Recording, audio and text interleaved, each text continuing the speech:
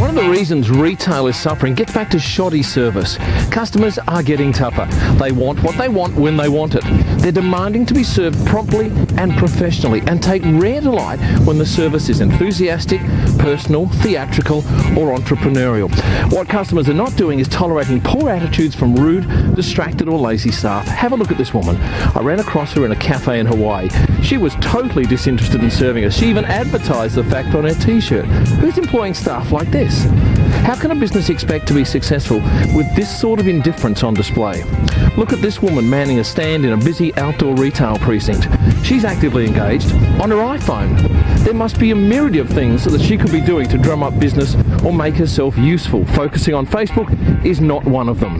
The exact opposite of her is this guy in Tokyo. He's not engrossed on his iPhone. He's totally focused on driving revenue. If a downturn comes, he'll be one of the last to be laid off. This woman, she'll be at the head of the queue.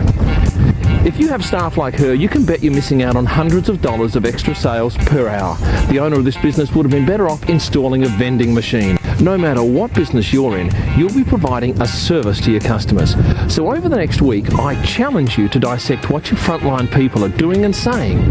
And if you have similar situations to the two I've mentioned here, fix them and quickly. I'm Illman, and thank you for watching.